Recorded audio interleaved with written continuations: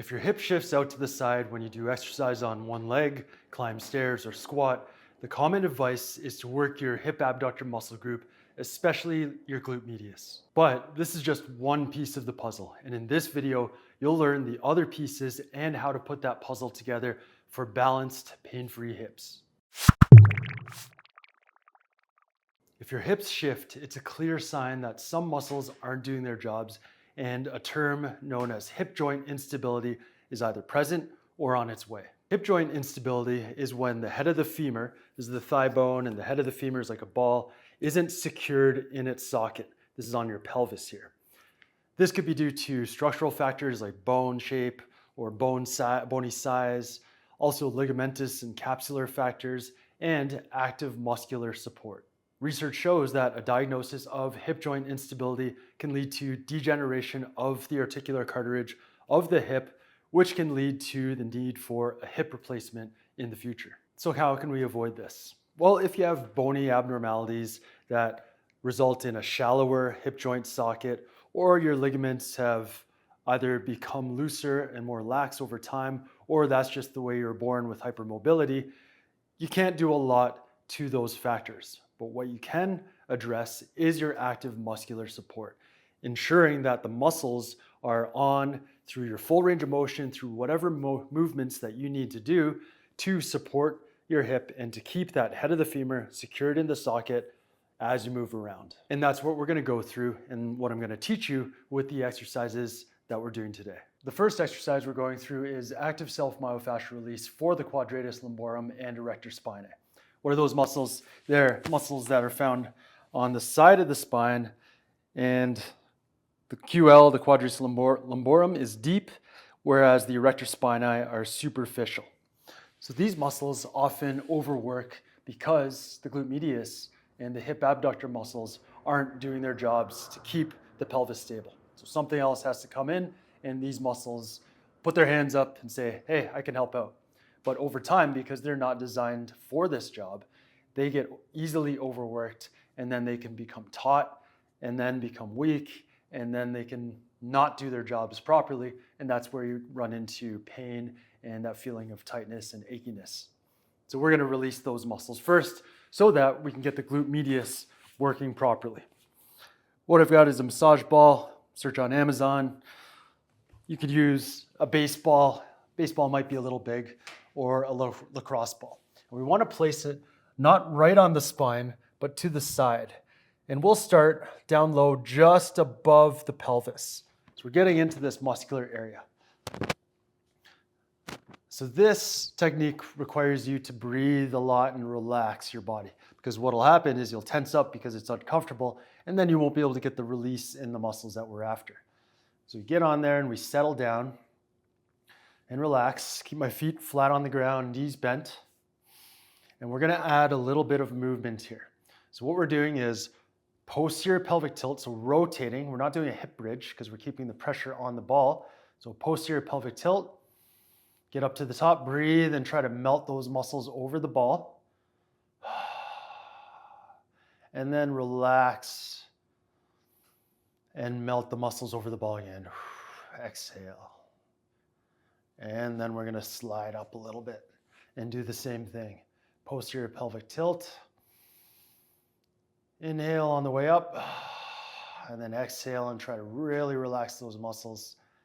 And then lower down, and then take another breath and relax those muscles and just melt and sink right over top of the ball. And you're going to do this up the spine, up to about the bottom of the rib cage there. That's where the quadratus lumborum runs and the erector spinae goes up there and past it. But we're just working this lumbar area because that's where the tension and the compensation occurs for the weak gluteus medius, which we're going to get working next. So that's what we're going to get working, which is the weak gluteus medius and the other deep hip muscles and pelvic muscles that are responsible for keeping your hips and pelvis stable. For the weak gluteus medius and other hip stabilizer and pelvic stabilizer muscles that we're going to get working in the next exercise. The second exercise is the standing glute contraction, and this is a really basic looking technique that includes some subtleties that you've got to really pay attention to and apply to get the most out of the exercise and to get the benefits that we're after. What this exercise does is it integrates your feet to your pelvic floor, to your deep hip stabilizer muscles, to your superficial hip muscles like the glute max, glute medius, and everything else. The keys here are a few. One is to get your feet activated first. We do that by doing the short and skinny foot exercises to create that active arch, working the intrinsic foot muscles, the muscles on the bottom of the foot. And I've covered this so many times. I cover this in every video that we do almost when we're doing lower body exercises. So if you have trouble with this, refer to another video that we'll link in the description below to wake up your dead feet. Otherwise, you should be following along with us and doing all the exercises and all the videos that we do to make sure that your body's working well. So we're going to do the short and skinny foot first, then we're going to layer on pelvic floor activation. So women who've had babies might know about the Kegel exercise. Men, you don't know about this one probably, but it's simple. You pretend, keyword pretend, that you're peeing, and then you stop pee midstream. And that's how you get those deep pelvic floor muscles activated. So we start with the feet, go to the pelvic floor, and then we layer everything else on. And we make sure that the knees don't turn out. We don't externally rotate the hips. We do it even a very subtle and slight, like 1 to 2 degrees of internal hip rotation. That's turning the femurs this way, the kneecaps towards each other. Add these things up and we're going to get an amazing stabilization effect and integration effect from the feet to the hips. So short and skinny foot. I'm activating the arch there, pulling the forefoot towards the heel and making the foot skinny across the top that way. Activate that pelvic floor on, stopping pee midstream. And then I'm going to ramp up, so slowly contract the muscles from 0 to as high as we can safely go. The glutes, focusing on the glutes with a little bit of internal rotation. And you're going to feel a ton of tension from your hips down to your feet. Everything's going to activate. The quads, you might feel some calves. That's fine. We're keeping our toes straight. Try not to curl your toes. And once we get to our max level, it might not be 100% for you, but get to your max level, hold it, and then breathe and trying to relax everything from the hips up. So low back, shoulders, maintain good posture, breathing naturally. After about 10 seconds, making sure left and right sides are both on evenly, we're going to gradually ramp down the contraction. So slowly release. Don't just let it all go. Maintain good alignment until you're fully relaxed. And then you can shake it out a little bit, and then you do it again. And that simple little technique is very, very good for your body.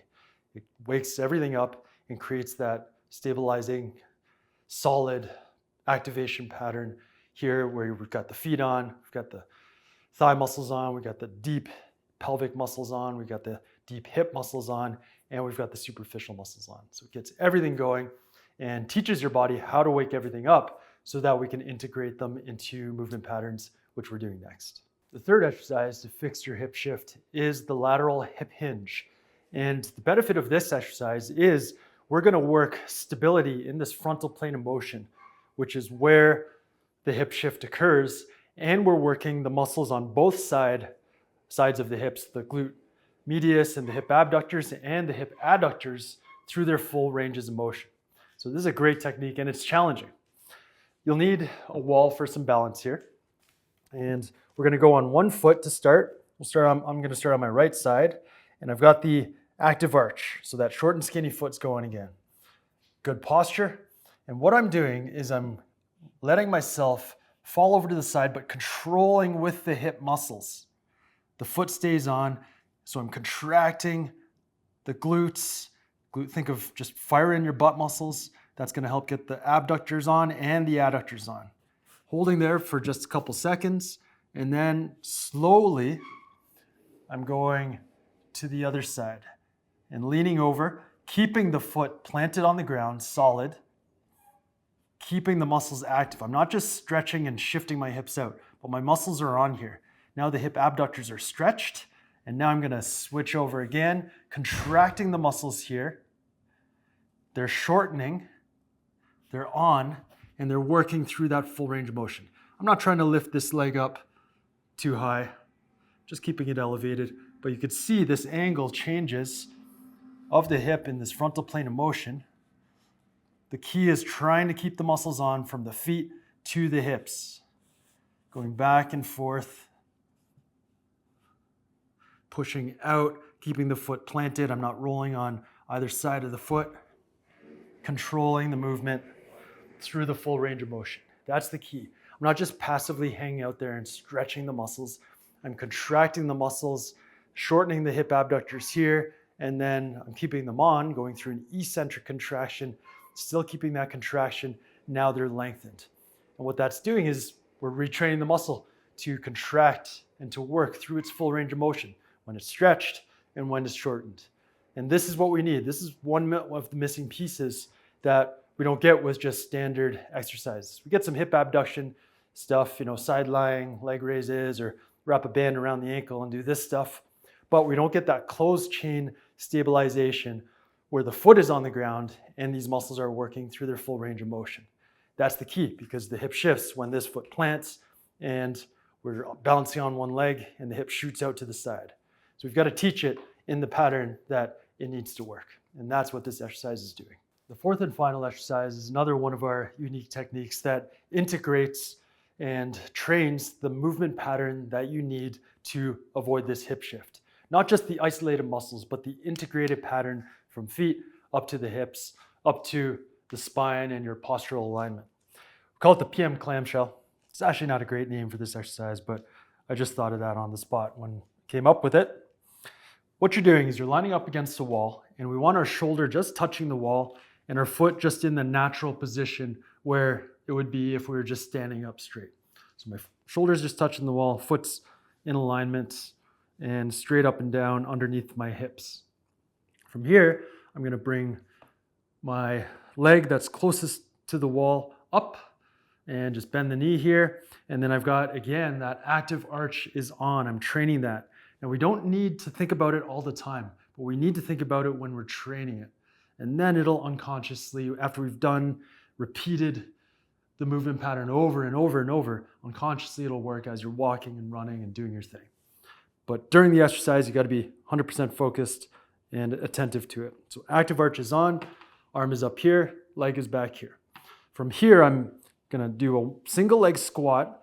And what I'm doing is I'm pushing myself against the wall a little bit, not 100%, but a little bit of force. That's going to help to activate the hip abductors. I've got my active arch on, and I'm getting down as low as I can, allowing the knee to travel in front of the foot. That's a myth. I don't want to talk about it right now, but allow that ankle dorsiflexion to occur, keeping the foot flat. Don't let the heel pop up. Foot's flat, I'm down, I'm driving against the wall, and I'm making sure my thigh is pointing in the same direction as the foot. So straight ahead. Keeping my good posture, and then coming up with that active arch. Straighten the knee fully, work that terminal knee extension, which is so important for healthy knees, and then you repeat. I'm pushing my shoulder into the wall, keeping the alignment, keeping the active arch, working that dorsiflexion. So you can see this is a movement pattern that we use when we climb stairs, when we run, when we do exercises like lunges, movements in sport. Such a fundamental movement pattern. And by paying attention to it here and just training it and doing those reps, you do this once, it's not going to do anything for you. But you do the reps like I'm going to outline.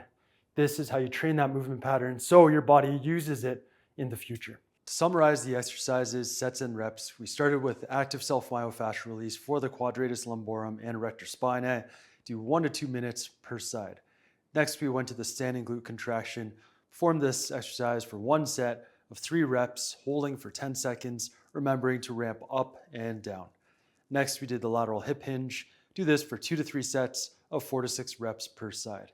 Finally, we finished off with the PM clamshell. Also do this for 2 to 3 sets of 4 to 6 reps per side, and perform this routine 2 to 3 times a week for 4 to 6 weeks for best results. This exercise is so important for training in the sagittal plane and this lunge or even this squat type movement pattern.